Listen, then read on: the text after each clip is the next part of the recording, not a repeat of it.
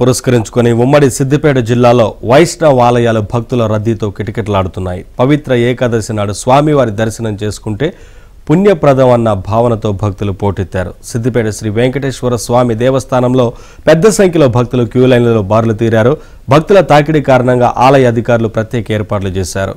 Queue లైన్లలో పెద్ద సంఖ్యలో భక్తులు స్వామివారి దర్శనం కోసం వేచి ఉన్నారు. మరిన్ని వివరాలను మా ప్రతినిధి సుభాష్ అందిస్తారు.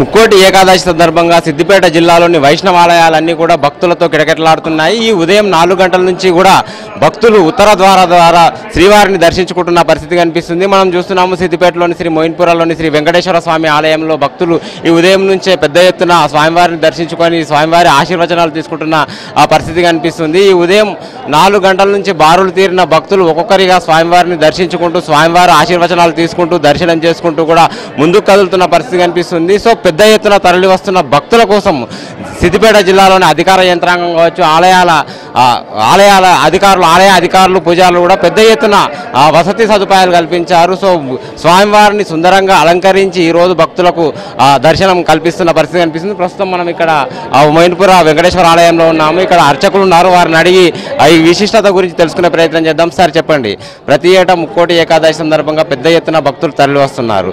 సో ఈ ముక్కోటి ఏకాదశి పవిత్రతకు సంబంధించిన విషయం ఏంటి సార్? భక్తులకు ఎలాంటి దర్శనం కల్పిస్తున్నారు? ఏడుకొండల వారికి ప్రత్యేక ధనుర్మాసంలో విశేషంగా వచ్చే ముక్కోటి ఏకాదశి ఈ పర్వదిన సిద్దిపేటలో వెలిచిన వెంకటేశ్వర స్వామికి విశేషమైన అలంకారాలతోటి భక్తులకు దర్శనార్థాలు ఇస్తూ వారి కోరికలు నెరవేరుస్తూ స్వామి అనుగ్రహిస్తున్నారు. కనుకనే ప్రతి సంవత్సరం దినదినాభివృద్ధి చెందుతూ విశేష భక్తులు వస్తున్నారు. వారికి దేవాలయం తరపు నుంచి కూడా అన్ని విధాల సౌకర్యాలు సమర్పిస్తున్నారు. వారికి నీటి వసతులు, తీర్థ ప్రసాదాలు అన్నీ కూడా సౌకర్యాలు సమకూరుస్తున్నారు. వారి సందర్భంగా భక్తులు ఈ కోరిక నెరవేర్చున్నారు కాబట్టి విశేషంగా భక్తులు ఇచ్చేస్తున్నారు. ఇక్కడ ఏర్పాట్లకు సంబంధించి ఈవో గారు ఉన్నారు, వారిని అడిగి తెలుసుకుందాం. సార్, పెద్ద ఎత్తున తరలి వస్తున్న భక్తులకు సంబంధించి ఎట్లాంటి ఏర్పాట్లు చేశారు? కళ్యాణాద్భుతగాత్రాయ కామితార్థ ప్రదాయినే శ్రీమద్ వెంకటనాథాయ శ్రీనివాసాయ మంగళం.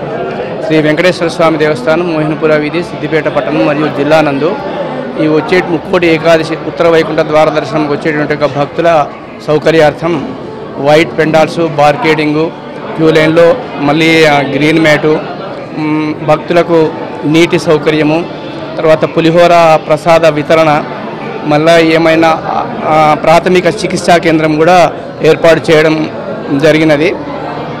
భక్తులు స్వామివారిని మళ్ళా మనకు డోనార్లు, ఆలయ అభివృద్ధికి సహకరించే డోనార్లు, మాకు డోనార్లతోటే ఈ దేవాలయం ఉంది కనుక వాళ్ళకు ప్రత్యేకించి ఒక డోనార్ల లైన్ ఏర్పాటు చేశాము. వాళ్ళకు ఒక కార్డు ఇచ్చి ఈ ముక్కోటి వైకుంఠ ఏకాదశి రోజున వారిని మేము సన్మానిస్తాము. ప్రతి సంవత్సరం మాదిరిగా ఈ సంవత్సరం కూడా సన్మానిస్తున్నాము. భక్తులు కొద్దిగా ఓపిక బట్టి నిదానంగా వచ్చి స్వామివారిని దర్శించుకొని సేవించుకొని స్వామివారి కృపకు పాత్రలు కాగలని కోరుచున్నాం. ఎట్లా ఉంది దర్శనం? చాలా అద్భుతంగా ఉంది. మన సిద్దిపేట స్థానిక ఎమ్మెల్యే గారు కూడా ఇంతకుముందుగా దర్శనం చేసుకోవడం జరిగింది. మున్సిపల్ చైర్మన్ గారు కూడా ఈ గతంలో కంటే కూడా చాలా అద్భుతంగా ఏర్పాట్లు చేసి ప్రజలకు ఏమి ఇబ్బంది కాకుండా ఈవో గారు కానివ్వండి పర్యవేక్షిస్తూ పబ్లిక్ కూడా చాలామంది వస్తున్నారు. వివిధ మండలాలు, వివిధ